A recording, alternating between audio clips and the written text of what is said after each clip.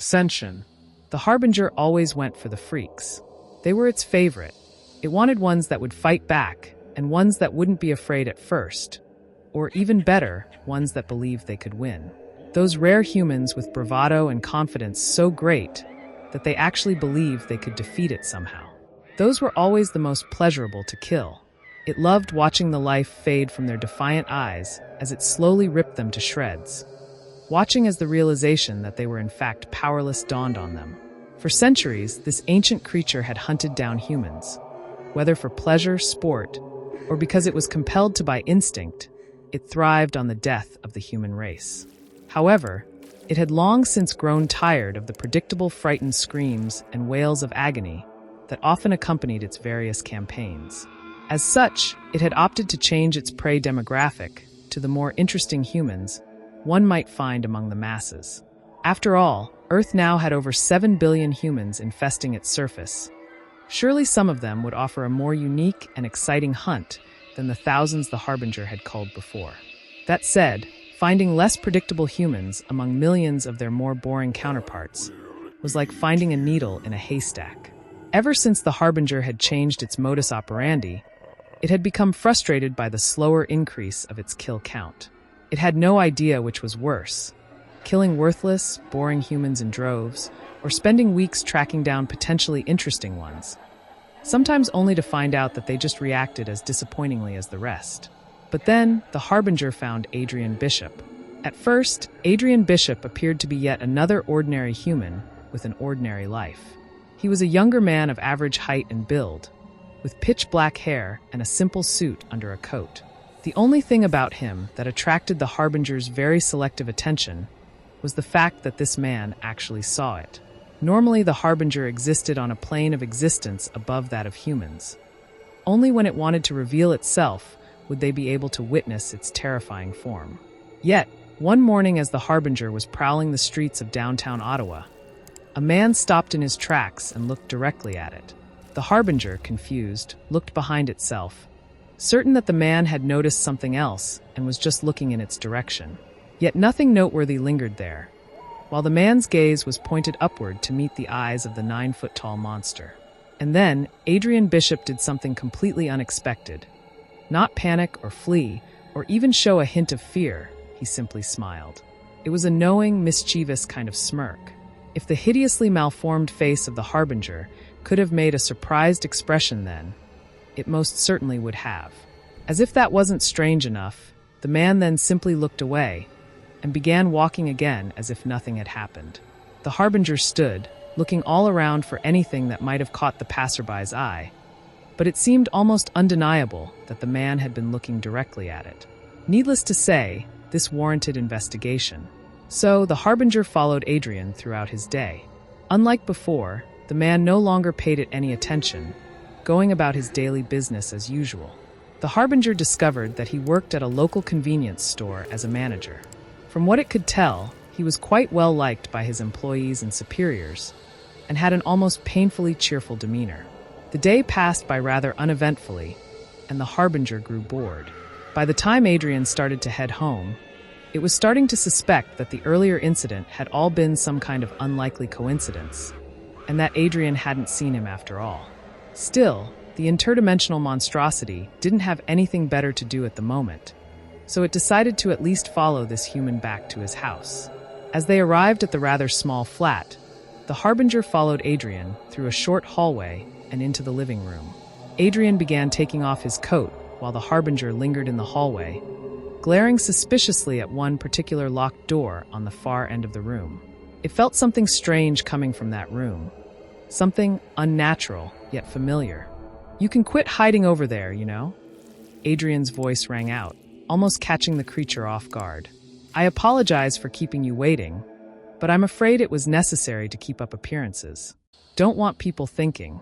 Before the human was even able to finish his sentence, the Harbinger was upon him with a long, blade-like claw pressed against his throat and another huge hand clutching his head. Adrian didn't so much as flinch. "What is your true name?" the Harbinger demanded, its voice sounding like a whisper and a scream all at once. It seemed impossible to it that this human could see it. In its lifetime, it had come across humans who could sense it using somewhat of a sixth sense before, but never one who could actually lay eyes upon it while in the higher plane. Surely this was another dark being in disguise. "My name?" Adrian queried, the creature's firm grip not doing anything to deter his vaguely smug attitude. "Adrian. Adrian Bishop, human being extraordinaire." Growing frustrated, the Harbinger increased the strength of its grip, causing Adrian to wince. "Ow, ow.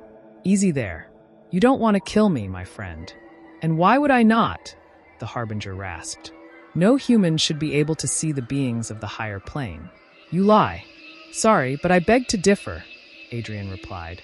"I am aware that you and your kind possess a keen sense for the supernatural, right? So I ask, is there anything remotely inhuman about my being?" As much as the Harbinger tried, the human was right. From what it could tell, the man currently held firmly in its clutches was nothing other than human. Were it any other sort of ethereal demon, the Harbinger should have been able to tell right away. "How then?" the Harbinger insisted. "Has your science truly come this far?" Adrian chuckled, even as the Harbinger's claw pressed harder against his soft flesh. "No, of course not. I am as clueless as you are when it comes to the origin of my little gift, as it were. I've been able to see boogeymen like you since I was a child. In fact, I'm not even the only one who can. Though I assure you, it comes as no surprise to me that you aren't aware of our existence. Perceptive humans like me are quite a rare find, even today, when there are many more than there used to be." The Harbinger was still uncertain of this human. However, it couldn't deny the evidence before it. Even now, it was still concealed in a different layer of reality, yet it was conversing with Adrian as if it were on his level. The hideous features of its face contorted into what might have been interpreted as a look of disgust. The very idea of being unintentionally seen by a mere mortal was mortifying. Yet, at the same time, it couldn't deny that Adrian Bishop appeared to be one of the most interesting humans it had come across in a very long time. Not once during this entire encounter had he even shown a hint of fear, as if he knew he wasn't going to die. While the Harbinger was extremely tempted to prove him wrong by skewering him now, it instead opted to wait and see what he would do. Part of the thrill was watching them squirm, after all. The Harbinger released its grip on Adrian, prompting a brief sigh from the man, not of relief, but of exasperation. "About time you came to your senses. You are an easily excitable one, aren't you, Harbinger?" He turned around, actually looking at the monstrosity for the first time since that morning. "And a handsome one, if I may say so." "Do not tempt me, human," the Harbinger growled. "Give me one sufficient reason to keep you alive for even a single second longer." "Oh, I'll give you more than just one," Adrian said, that knowing smirk returning to his face. "See, I know exactly why you're here. I understand your way of thinking more than most. You came here to kill me, because you thought I was interesting, didn't you?" The Harbinger remained silent. "You thought I might put up a fight or try to resist. Make the hunt a little more interesting, right? Yes, I can see it in your eyes. Ere I. We're kindred souls, you and I." The Harbinger scoffed, its bones cracking as it held its head up high. "Do not be so impudent as to think you are like me. You are but a mere insect compared to—" "Yes, yes, I know, that isn't how I meant it," Adrian interrupted, prompting an irritated growl from the monster before him. "I'm just saying I'm tired of it too." The man turned around and began walking across the room to the locked door. "You know what I mean. The paranoia that begins to set in when you stalk them. The fear they feel when they realize there's no escape. The frightened wails and screams when you're flaying them with your knife. Or, I guess, claw in your case. It's all so overdone." Adrian brought out a keychain and unlocked the door, revealing a stairway leading down into darkness. "After a while, you actually want some resistance. You want to stalk people who will have different reactions. Ones who aren't so afraid in the beginning. Why, I'm sure you're itching to wipe this smug smile off my face right now. And that's exactly what I was counting on." The Harbinger narrowed its bulbous eye at Adrian as he flipped a light switch. "If you come with me, I can give you exactly what you want, Harbinger." He turned around with a grin halfway deranged and devious plastered on his face. "A good hunt." And with that, he began descending down into the stairway. The Harbinger wasn't sure what to do. It felt extraordinarily tempted to kill this human and watch that overconfident demeanor melt away in his final moments. Yet it was intrigued, more intrigued than it had been in a long, long time. Though he was human in body, Adrian Bishop appeared to be something entirely different in mind, something far closer to the Harbinger itself than any human it had met before. Ultimately, the choice was obvious. The monster followed after Adrian and began its descent down the stairs. "I'm glad you decided to make the right choice, my friend," Adrian said. The room at the bottom of the stairs was surprisingly spacious for a basement, with a floor and walls made of stone-cold concrete. It was what painted them that was of particular interest. Strange, archaic symbols littered the surface of the room, drawn almost anywhere and everywhere possible in what appeared to be dried blood. The only place where they weren't drawn was in the very center of the room, where another larger, circular symbol of a similar nature had been carved into the floor. An assortment of cabinets was set throughout the room, some of which contained books and files, while others were packed full of glass containers, vials, and bottles of substances. A long table was set against the right wall, on which were set a variety of tools ranging from saws and hammers to strange little devices that seemed to be designed for torture. By far the most intriguing part of the room, however, was the two cages at the far end. Each contained a person, a male and a female, sitting in the corners of their respective cages, cowering at the sight of Adrian Bishop. "Welcome to my humble abode, Harbinger. Feel free to make yourself at home." Taking a look around, the Harbinger recognized many of the symbols painted on the walls, though the one carved into the ground was completely unknown even to him. Regardless, he knew what this was. "So, you are one of those humans foolish enough to dabble in the black arts. I should have expected no less," the Harbinger said. "Well, yes, though I like to think I do a little more than dabble," Adrian replied. He moved over to a swivel chair in the corner of the room and sat down. "I'm a bit of an aficionado when it comes to what people might refer to as sorcery. I've spent most of my life studying up, and I've even developed a few little charms and rituals of my own. It's not that hard if you know what you're doing, really." Turning the swivel chair around, he kicked the wall lightly, sending him rolling back. "I'm not really a wizard or anything. Rather, I think I'm more akin to a psychic than anything else. The black arts is just a really grimdark term to describe the various combinations of actions, words, and symbols, which allow the human mind to tap into the power of this place you like to call the higher plane." He shrugged. "I can't claim to know how all of it works. That plane of existence is probably completely incomprehensible to us lowly humans. Frankly, I think a lot of the procedures you need to go through to cast curses and spells are ridiculously convoluted and cliché. But hey, what can you do?" The Harbinger was growing impatient. "What is your point?" "Well, you were wondering why I can see and hear you, right? It's just that some humans have much greater latent psychic potential than others," Adrian explained, his chair coming to a stop as it swerved around to face the Harbinger. "And I happen to be one of them. We're called seers, a term I coined, by the way. We have a strong connection to the higher plane, which allows us to be able to perceive its residents, among other things. In fact, not to brag, but out of all the seers I've met, I am probably the most gifted. It allows me to perform incantations and rituals that most could probably never do."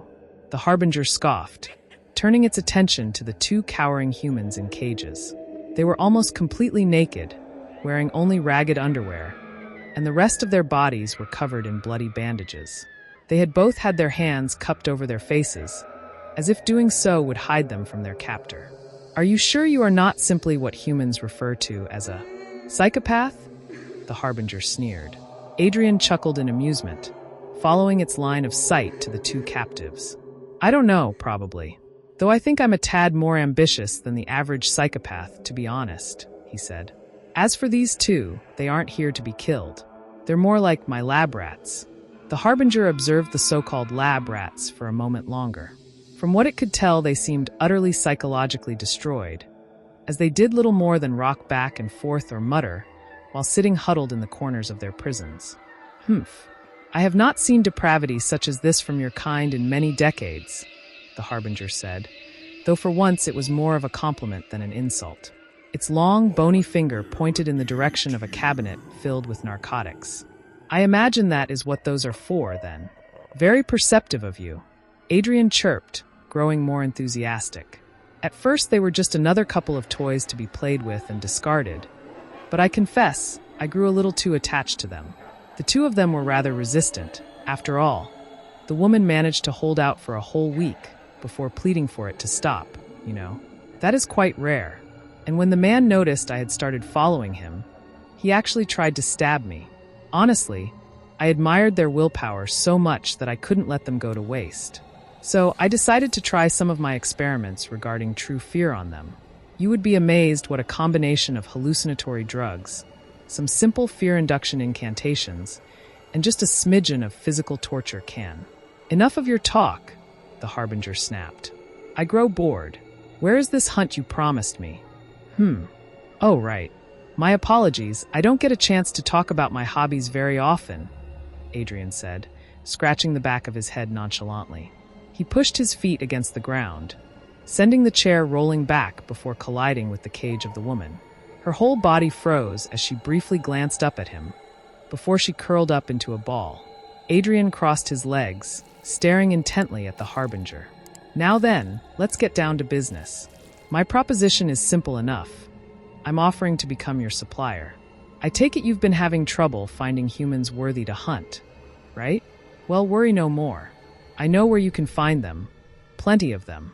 Again, Adrian turned around and pushed against the bars of the cage, sending the chair rolling toward one of the cabinets.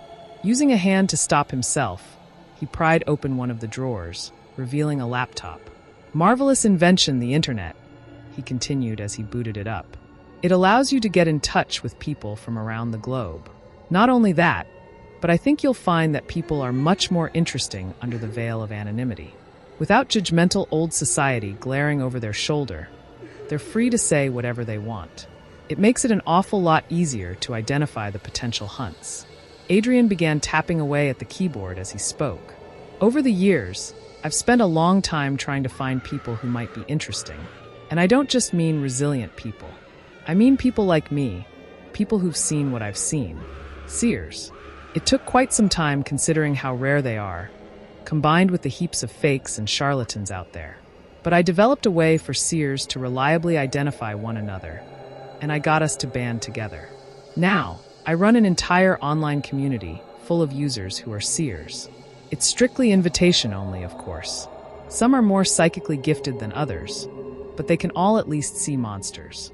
Because of that, I can guarantee that none of them have lived a normal life, or could be defined as normal people.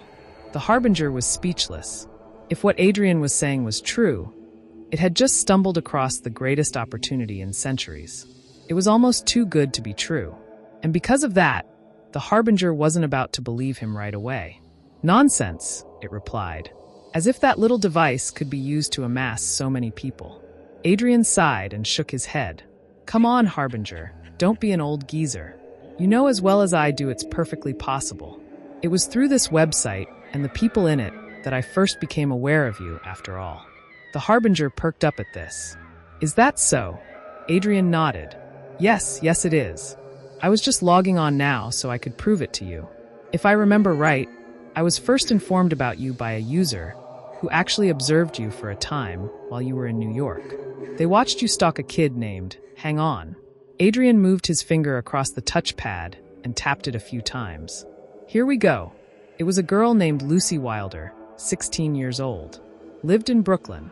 Had a scar on one of her eyebrows. You killed her back in 2010.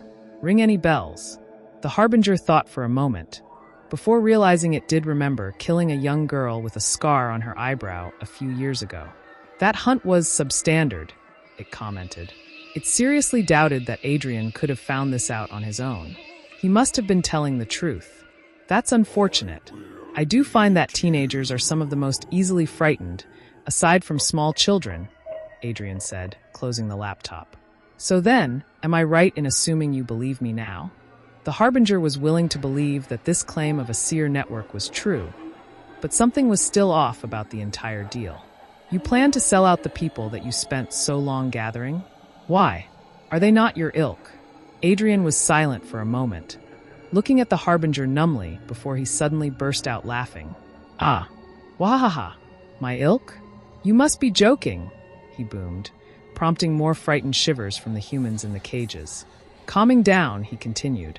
Come along, Harbinger. Surely you must see by now I'm nothing like these other humans. You think I feel some sort of attachment to these people? They're merely more playthings to be toyed with, that's all. I gathered them for a very specific purpose, in fact, which is why I need your help eliminating them. And what would that purpose be? The Harbinger asked. Well, experimentation, of course, but not like what you've seen with these people. I plan to conduct a whole new kind of experiment, for which I specifically need seers, Adrian explained. The problem is, none of the seers actually live nearby. They're dispersed throughout the world, and I can't get to them easily, even with the black arts on my side. But you can.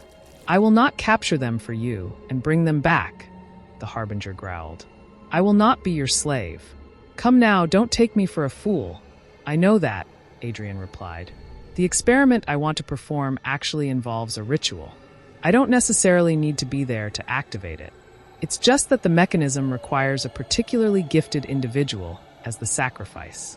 All I'd need you to do is set the ritual up as per my instructions each time, and kill your victim in the ritual setting, after you've had your fun, of course.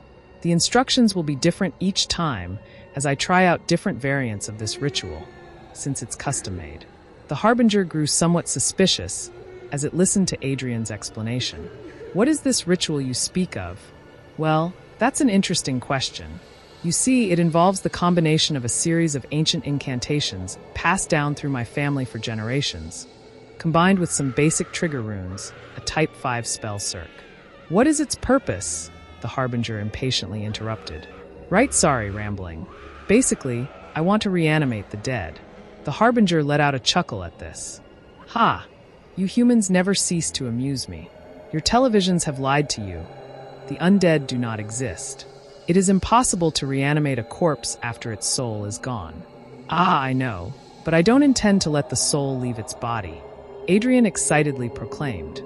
Without going into too much detail, the idea is to trap the soul inside the dead body using the brain's psychic energy. The high psychic potential of seers should make it possible to contain the soul even after death, since the brain doesn't immediately cease functioning. Then, the incantation you recite should stir the trapped soul, causing it to reanimate the body. In theory, the Harbinger was sure that this foolish theory was nonsense, but the man seemed completely confident in his abilities, and it was none of the creature's business whether the rituals succeeded or failed. All that mattered to it were the hunts which were being promised. It seems like a fair exchange, doesn't it? Adrian said, looking up at the Harbinger. All you have to do is a bit of handiwork after your hunt is finished. You can spend as much time psychologically decimating the person as you like, but once the time comes to finish them off, I simply ask that you kill them according to my instructions. And believe me, the hunts will be well worth your while. The Harbinger stared down at the seated man. The offer was too tempting to resist. At this point, there was no way it could refuse. As much as it still desired to kill Adrian, it would be foolish not to take advantage of his offer first. Then, after Adrian ran out of victims to supply, his number would be up, and the Harbinger would claim its ultimate reward. That smug grin of his. The Harbinger made a quick, jerky movement with its head that resembled a nod. We are in agreement, Adrian Bishop. And so, the partnership between monster and man began. Uploget in. AB, I made the deal. Taro God. RW video footage? AB, I've emailed it to all of you. GP, holy shit, I'm so excited. TR, excited? I'm fucking terrified. AB, fear of death will do that to you, my friend. RW, saw the footage. It really is happening then, isn't it? RW, finally. RW, finally our lives will completely turn around. RW, I thought I'd be excited when this happened, or terrified, but I'm not really sure what to feel.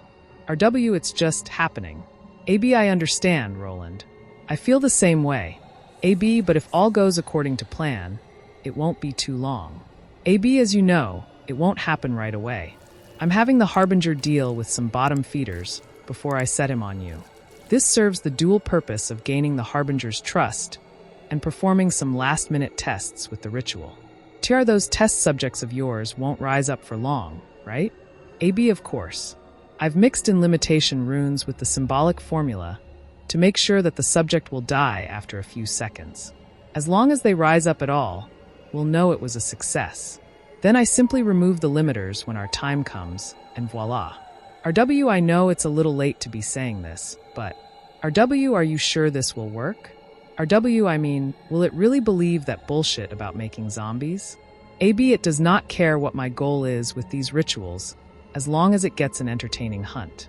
AB, you see, creatures such as the Harbinger may seem devilish and cunning on the surface, but really they are quite simple-minded.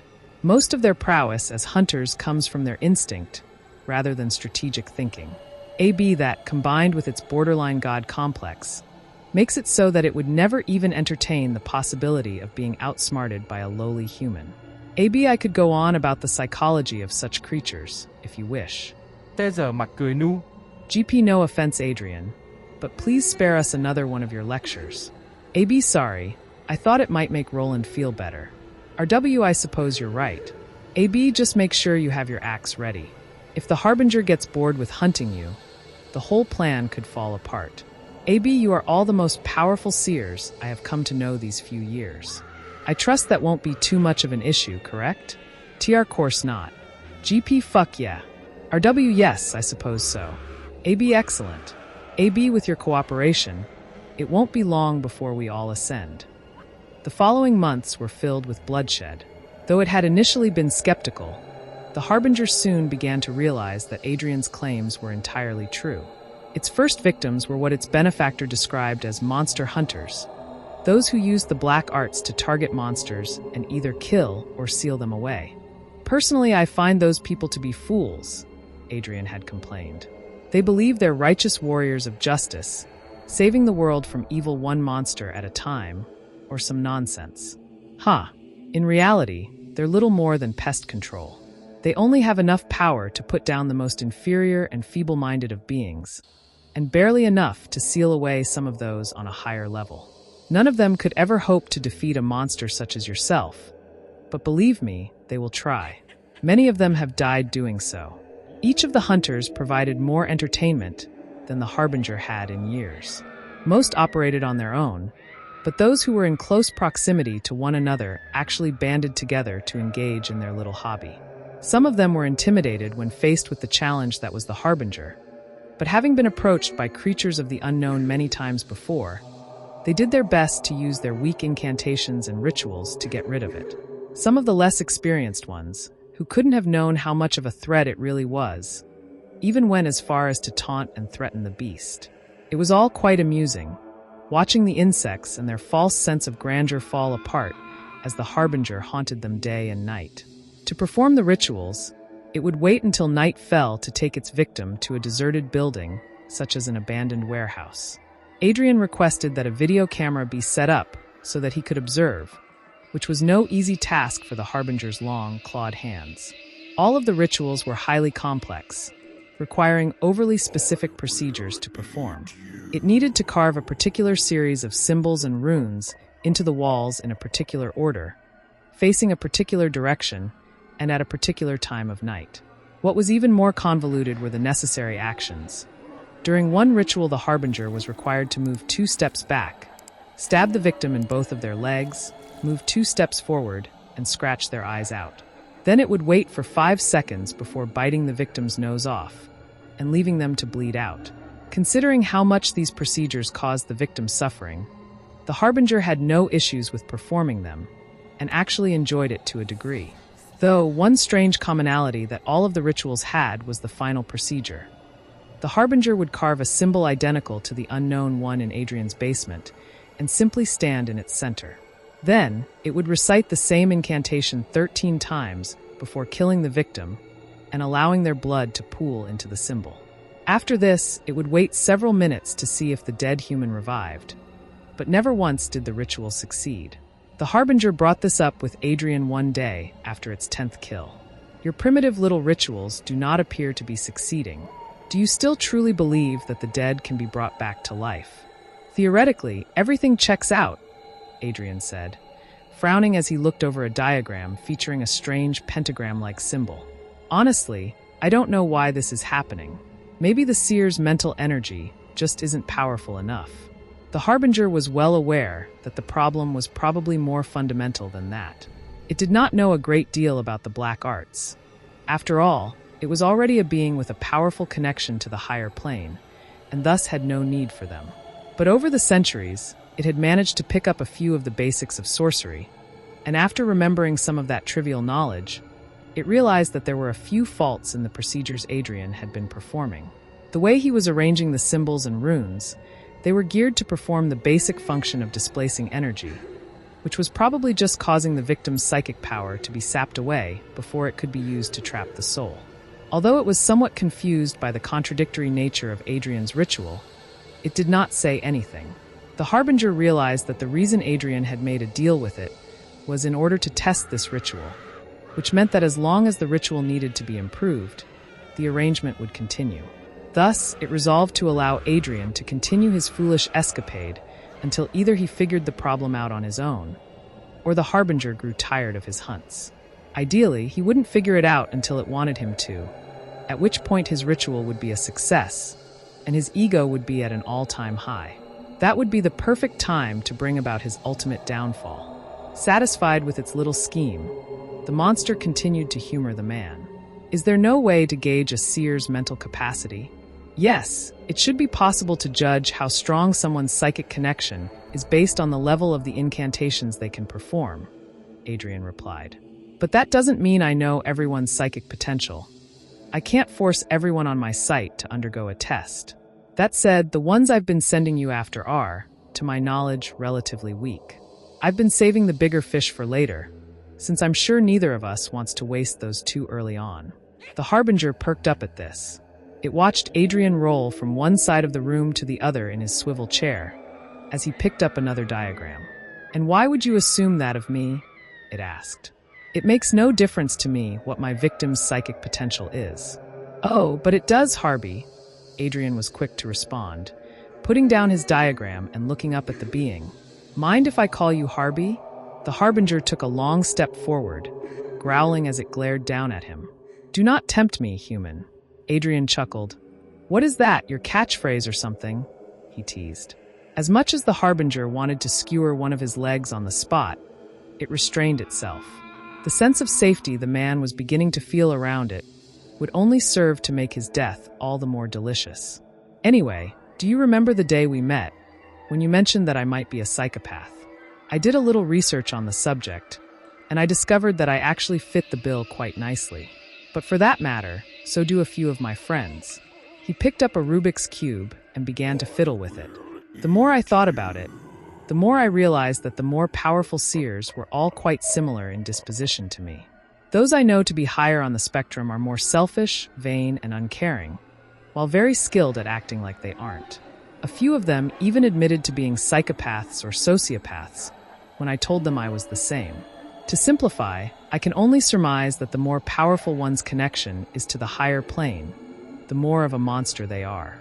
He chuckled again, and haphazardly threw the cube over his shoulder. Quite fitting, wouldn't you say? Interesting, the Harbinger simply replied. And would that not make you the king of the human monsters then, Bishop? With that knowing grin, Adrian turned his swivel chair to face it. I suppose it must. A few weeks later, the Harbinger wiped out most of the remaining monster hunters. By the end of the 5-month killing spree, however, it had been feeling increasingly drained of energy. It wasn't sure if it was simply out of shape, or if the incantations and curses the hunters used had actually had some effect. Either way, it did not inform Adrian of this development. It was not about to show weakness in front of a lowly human. That morning, as it entered the man's basement to receive its next assignment, it found no one. Even the 2 caged humans were now gone, leaving only bloodstains where they had once cowered. As it prepared to wait for Adrian's arrival, the Harbinger was suddenly overcome with a strong feeling of uneasiness. It knew this was its instincts alerting it to something unusually supernaturally powerful, but it was more than just the arcane images the room was plastered with. It felt familiar, in fact. It began to look around the dark room for the source of this disturbance, and its eyes came to rest upon the symbol carved into the floor in the center. It hadn't noticed before, but that large, circular symbol appeared to be faintly glowing. "What are you doing sulking in the dark down there, Harby?" Adrian's voice rang out from the top of the staircase as he flicked on the light switch. The Harbinger didn't reply as it watched him come down the stairs. "I suppose you finished off Turner then," he said, taking a sip from a cup of coffee. "Good. I believe this would be a good time to start aiming a bit higher, wouldn't you say?" "You speak of the more gifted seers?" the Harbinger asked. Adrian set down his cup and moved over to his swivel chair, plopping down into it as always. "Indeed, but this time don't be surprised if they are actually aware of your existence," he replied, retrieving his laptop from a table. "The monster hunters were very vocal about their experiences. I've done my best to restrict information about you, but word of mouth spread swiftly." The creature scoffed. "Their struggles only make my hunt sweeter. Let them come. That's the spirit." Adrian chirped. "Now, your next target is someone I'm quite familiar with. In fact, he is one of the greatest seers I've ever met." He began typing away at his computer once again. "His name is Roland Whitaker. Unlike your previous targets, this guy doesn't actually have an address. He's somewhat of a nomad. He has a lot of money, so he travels around, never staying in one place for too long." "So you do not know his whereabouts?" the Harbinger asked. "Presently, he's in Liverpool, England. Seems he's staying in a hotel called the Nadler. But believe me, he's a slippery fox. He's eluded many a hunter before, both human and inhuman." The Harbinger eyed the man. "I thought you would be wise enough not to question my skill by now, human." Adrian shrugged. "Fair enough. I know your kind has their ways when it comes to tracking people. Just rest assured, this hunt will take longer than any of your others." As it turned around to leave, the Harbinger took one last look at the symbol in the center of the floor. It had stopped glowing, but the monster still felt uncomfortable just looking at it. "Bishop," it called, "I have remarked that you have me draw this symbol during each ritual. What is the accursed thing's purpose?" Adrian hummed, looking away from his computer screen and down at the symbol. "Oh, that? It's just a Type 7 spell circle designed to enhance the incantation. That's why you step into its center. That one is from a failed experiment. Before I contracted you, I tried to perform the ritual on a regular person and failed. That's all." The Harbinger made an approximation of a frown with its vertical mouth. Although the explanation seemed somewhat dubious, it didn't care enough to inquire any further, and soon went on its way. Adrian let out a heavy sigh as soon as his partner was gone. "Glad that's over for now," he said. "Can't believe 5 months have already passed. Wow. Well, at least the fake footage is finally finished." He trailed off as he looked over to the cages, remembering that they were now empty. "Oh, right. And so my monologues are reduced to mere soliloquies. Oh, the shame," he mused. Still no response. Perhaps I'll get a new pet after all. AB started a private chat with RW. "AB gosh, Roland, you haven't a clue how stressful it can be keeping up a cool front with that monster around. Sometimes it looks like it's about ready to slice me in half. RW, isn't that the idea?" Oh. "AB, well, I suppose so, but I come last, remember. AB, anyway, I've sent him after you. Not to worry, the tests were a complete success.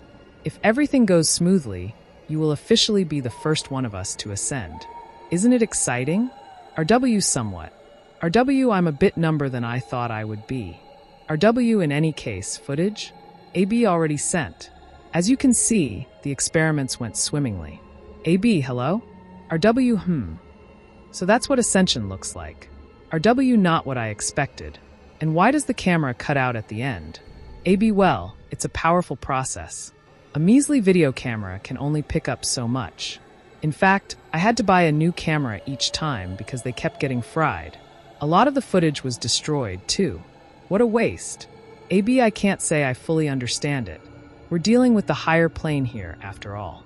But it seems the transformation emits some kind of energy wave that fries all nearby electronics. RWIC. RW, when should I expect to see the Harbinger here? AB, a day or two, I suspect, but be prepared at all times. RWO, not to worry. I am. 2 months. For over 2 months, the Harbinger chased Roland Whitaker around the globe. It remembered the first trap that the tricky weasel had laid for it. In room 206 of the Nadler, several otherworldly beasts awaited. The place was covered in spell circles, presumably designed to attract the demons, which immediately attacked. Enraged by the audacious and cowardly tactic, the Harbinger dispatched them all, going so far as to use one of the wolf-like things as a weapon to beat the other two to death. The spell circles Whitaker left made it easier to track him, since the trail of energy left by their caster could be followed, much like how a bloodhound follows a scent. However, at each of the new locations the Harbinger thought he might find his victim, another trap laid waiting. Sometimes they were similar in nature to the first, and other times they were even more drastic. At one point, Whitaker must have realized that the spell circles made him easy to track, so he set explosives to blow up an entire motel while the Harbinger was inside. Of course, all this did was kill a few humans, but it was quite an amusing sight for the Harbinger to behold. In fact, many of Roland's traps involved sacrificing the lives of his fellow humans, which the Harbinger found to be one of the most entertaining parts of the hunt. For once, it felt as if it was chasing down a fellow monster, albeit a greatly inferior one. By far the most entertaining trap he had laid out was the final one, in which he revealed himself and confronted the Harbinger head-on. It took place inside the gymnasium of a small elementary school in some backwater Scottish town. Roland stood on one end of the gymnasium, the Harbinger on the other, and the entire school's student body stood between them, crying in fear and horror as their teachers lay dead around them. "You should be thankful, monster," Roland proclaimed. "I've done you the favor of guiding you to this wonderful little buffet here." He held up a small device as he stared at the monster. Roland was a tall, muscular man with graying hair and a confident, stoic posture. "But I'm not that nice of a person, as you can probably tell. Here in my hand, I have a trigger that'll detonate an explosive. Of course, I'm not expecting that this will kill you. You've proven your endurance more than enough. The point is, it will kill these children. So I ask you, what would provide you more pleasure? Killing little old me, or these wonderfully terrified kids?" The Harbinger let out a light chuckle. Its chuckle quickly erupted into a laugh, one so loud that even the confused children could hear it in the back of their little minds. This was perfect. Looking into his eyes, it could tell that this man thought he knew how to think like a monster. He thought that he and the Harbinger were the same. It was absolutely hysterical. The Harbinger didn't stop laughing as it dashed forward, reaching Roland in the blink of an eye. Before he could react, it sliced its claws through his tender flesh, ripping his arm right off. Roland screamed almost as loudly as the children, who were apparently smart enough to see their chance and begin running for the exit. But it didn't care about them. The Harbinger made a twisted attempt at a smile as it dug its claws into the man's shoulder and began dragging him away. The following torture lasted another 2 weeks. The Harbinger wasn't sure if Whitaker was an extremely resilient man, or if he simply lacked emotion. Either way, it took a very long time and a variety of different tactics to finally get him to crack. Adrian, seeing that his partner was having some trouble, even offered some advice. "Try something a bit slower," he'd said. "Trust me, with people like him, the elegantly simple methods are most effective. You'll have to be patient, but it will be more than worth it." While the wait annoyed the Harbinger, Adrian had been right. The satisfaction of finally seeing Roland Whitaker burst into tears after having to sit in a dark room with only the sound of water dripping was enough to make it all worth it. And so came the time for the ritual. The Harbinger dragged a shivering, near-dead Roland into the center of a room in some abandoned factory. This time, Adrian had requested a very large room and a much greater variety of symbols. But as it was setting everything up, the malformed beast noted that Adrian still hadn't corrected that fundamental mistake in the ritual's symbolic code. It would only result in another failure. It was just about to start setting up the camera when Roland whimpered. What is this? That is none of your concern." "No, and no this is," he stuttered, letting out a few coughs as tears formed in his eyes. He kept trying to look around the room, struggling to move himself with the 2 bandaged stumps that were once his arms. "God, no. This isn't how it's supposed to go," he mumbled, letting out another few coughs. "This isn't how it's supposed to be set up." Now he was shouting feebly. It's wrong. No. No. This can't be happening. The Harbinger perked up at this. It seemed that the man had caught on to the fault in Adrian's ritual. It made sense. He was also well versed in the black arts, after all. But the Harbinger couldn't allow its benefactor to hear of this. So it stopped setting up the camera and moved toward the now hysterical Roland. No, I don't want to die. I want to be like. He was cut off all too abruptly as the Harbinger suddenly reached 2 large fingers into his mouth and proceeded to rip out his tongue. Now with Roland screaming, it went back to setting up the camera, placing the tongue somewhere away from the ritual. The rest of the procedure went smoothly. The Harbinger had grown quite accustomed to the rituals by now, so it had no trouble performing the designated actions, which weren't too different from the usual. As expected, Roland didn't come back to life either. It was only after the ritual ended that things became problematic.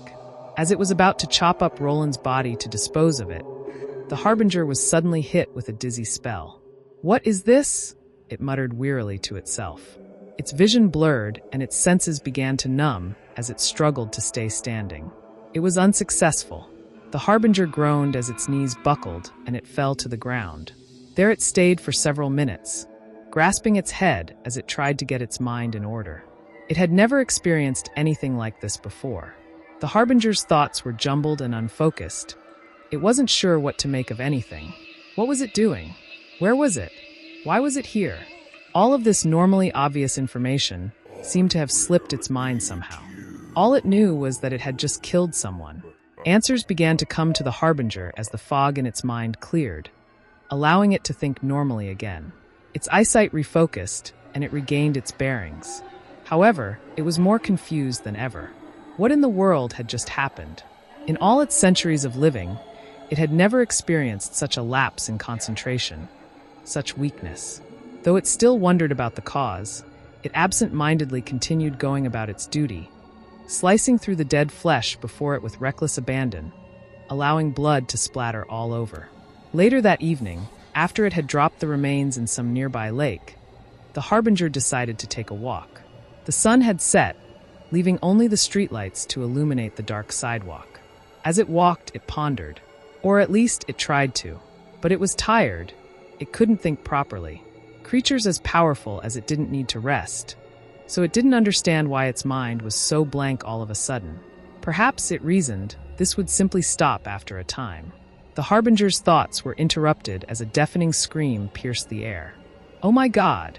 What is that thing? Fucking run!" Looking ahead, it noticed several teenagers, running in the opposite direction, screaming in terror. They had seen the Harbinger. "Impossible!" it muttered, looking down at its hands in astonishment. It had not consciously chosen to show itself. Normally, it should still be concealed under the veil of the higher plane. Why then had those kids been able to see it without it allowing them to? It highly doubted they were all seers. There was simply no way, it thought. The Harbinger lunged forward, its long strides allowing it to catch up to the group of 3 in mere seconds. A boy looked behind him and screamed out in horror as the Harbinger's claws came down, piercing his skull and putting an end to his wailing. A girl shouted "Terry" before tripping and falling. The Harbinger didn't even look at her as it crushed her skull underfoot and jumped onto the 3rd boy. Instead of immediately killing him, it simply observed him for a moment. He was absolutely hysterical, of course, and was struggling to get free from underneath the beast. But he didn't appear to be looking directly at it. It seemed that it was finally concealed again, like it ought to be. Feeling at least somewhat relieved, the Harbinger simply sliced his neck and rose up. The Harbinger tried to think of what to do with the bodies, but it found that it couldn't. It didn't really feel like thinking about such trivial things now. All that mattered was returning to Adrian and receiving his next assignment. GP logged in. GP Jesus Christ. Roland's little game with the Harbinger is all over the news. Tar, I really hope Harbinger takes care of him soon. GP, yeah, the sooner he ascends the better. GP, then again, what if it only gets worse when he does? GP, we have no idea what exactly happens after the ritual succeeds, right? What if he gets some weird explosion powers or something? Tar, that'd be a real pain in the ass. GP, hey Adrian, you there? Ab glücklicher Smiley I am. AB, I can see that. Oh dear, I did not expect him to be so brazen. AB, what a pyromaniac. GP, well, at least it's not like it affects us, right? Glücklicher Smiley indeed. The death toll of this hunt was high, but it isn't like we're implicated in any way. AB, which reminds me he's dead. GP, what? Giờ mặt cười WTF. GP, Adrian, what the FUCK are you talking about? GP, I thought you said the ritual was a success. AB, it was. Or it should have been. AB, it seems that idiotic monster got carried away and killed him during torture. AB, in part, it was also Roland's fault for doing such a good job at provoking it by resisting. GPO Jesus. GPO boy. Glücklicher Smiley, calm down. Gale. Tier shit. What if it does the same with us? This isn't how you said it would go, Adrian. Glücklicher Smiley, relax. The plan is still proceeding smoothly. It's only a minor hiccup. TR minor hiccup. AB, as long as neither of you repeat the mistake, it should be fine. AB, you're both different from him anyway. GP, yeah. Yeah, you're right. TR, I still don't know about this. TR, I'm pulling back my claim to second place. GPO, real fucking smooth tray. GP, fine then, since you're too much of a pussy, I'll go next.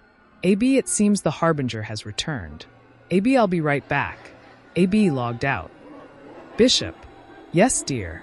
The Harbinger descended the stairs to the basement, its arms hanging limply at its sides. Give me my next victim. Adrian looked up from his laptop monitor with a frown. What, already? I thought we could have a little chat. Enough with your chattering, human, the monster bellowed. My next meal. Now. All right, Adrian said. He rolled over to a table and picked up a piece of paper. Gail Palmer lives in San Antonio, Texas. Here's her address and the instructions for the ritual. The Harbinger snatched the paper up, but as it was about to leave, it heard a loud clang come from one of the cages. It turned to see a young girl, about 10 years old, trapped in one of the cages. She didn't make a sound, but her mouth was open as if she was trying to scream, and her eyes were locked on the Harbinger. Adrian looked from the girl to the monster, and then back to the girl. You like her? She's my new pet. I already damaged her vocal cords, so she can't scream, he explained. But why is it she can see you? Last I checked, she was no seer. The Harbinger growled, both at the little girl and the man, causing the former to curl up into a ball. It then looked at Adrian. Mind your own business. With that, it stormed out of the room. Adrian watched it go with a sly smile on his face. Well, looks like the plan is coming along better than I expected, he said, spinning around in his swivel chair. Won't be long now before the Harbinger is just a big scary old fish out of interdimensional water. Hee, I can't wait to see how people react. He stopped himself, facing the girl. Don't you think so, Adriana? When the girl didn't reply, he looked back down to his laptop. Looks like I won't have any need for Trey anymore, though. After Gail's finished, that ought to do it. AB logged in. Glücklicher Smiley hier GP, how'd it go? AB, quite well. The Harbinger will be coming after you shortly. GP, phew, great. Time to get ready. TR, remind me again what your strategy is. GP, well, I'm not going to blow up buildings if that's what you mean. Tongue sticking out. GP, my strategy is short and sweet. Should take a few days max, if Harbinger reacts the way I want it to. GP, if it doesn't, it'll probably take even less than that. A day, maybe. AB, that's a relief to hear. Roland took so long I thought I would die of boredom. TR, same. GP, anyway, guys, I gotta head out. Need to clean up around here before my guest arrives.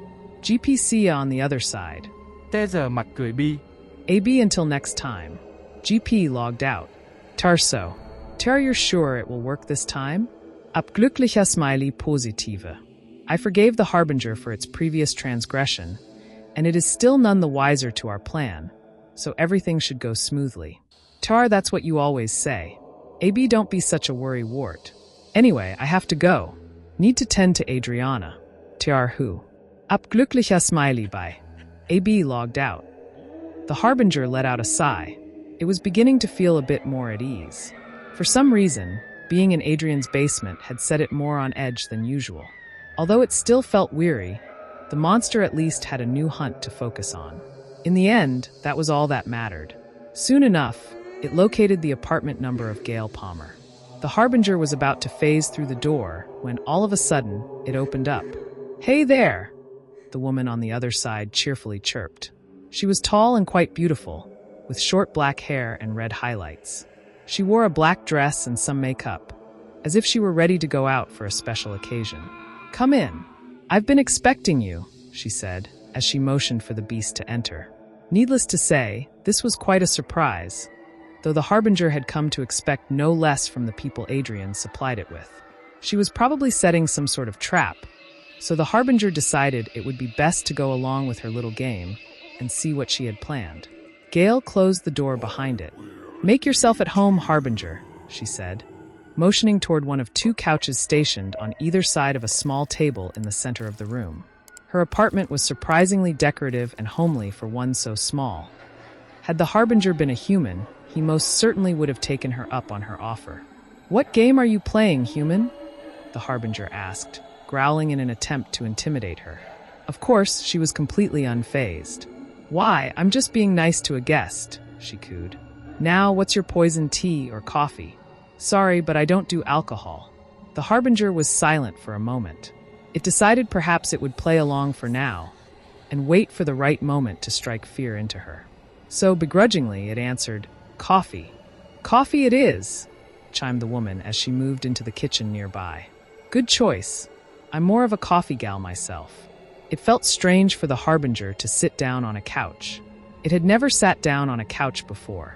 In fact, it rarely ever sat down to begin with. But for the sake of playing along with this charade, it did so. A minute later, Gail returned with 2 cups of steaming hot coffee. "Careful, it's hot," she said. Sitting down on the couch opposite to the creature, she looked him directly in the eye. "So then, tell me something about yourself, Harbinger. I'd love to know." The Harbinger paused, glaring back at her. "I am here to kill you." Gail stifled a laugh. "Oh, Harbinger, I know that already. What I'm asking is to tell me something about yourself, your personality. Do you have any hobbies? Interests?"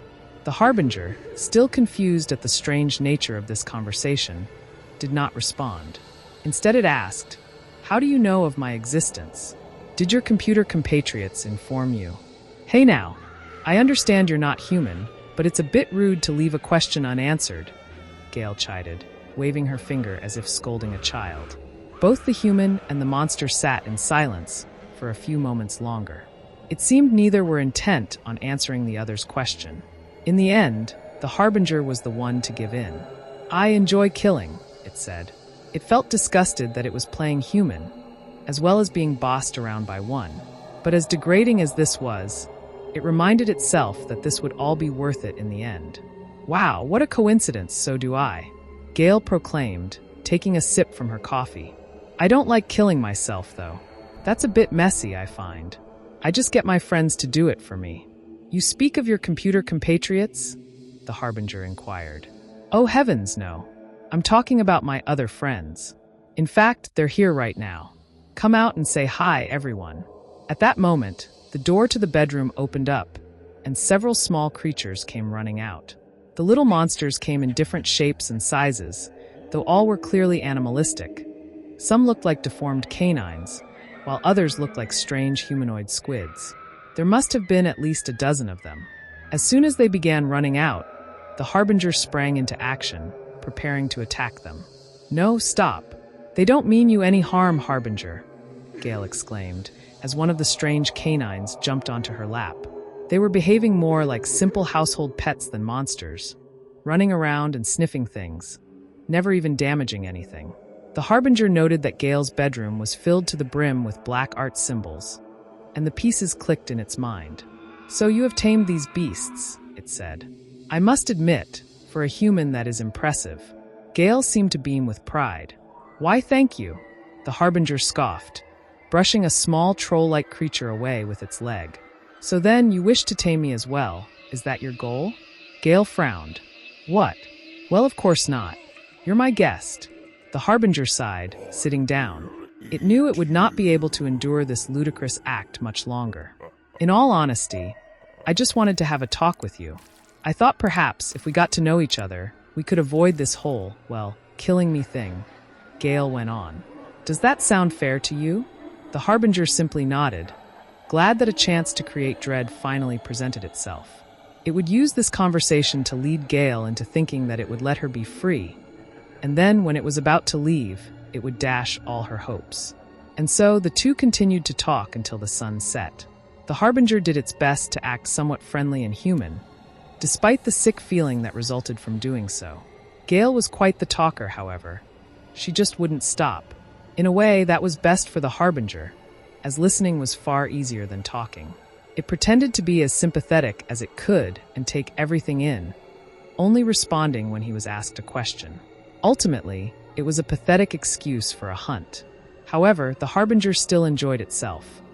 In a way, the whole ordeal was relaxing because not much effort was required on its part, and it was hardly a waste of time. When the time came to leave, the Harbinger allowed Gale to say her goodbyes before haphazardly knocking her out with a whack to the head. Now it would have its fun.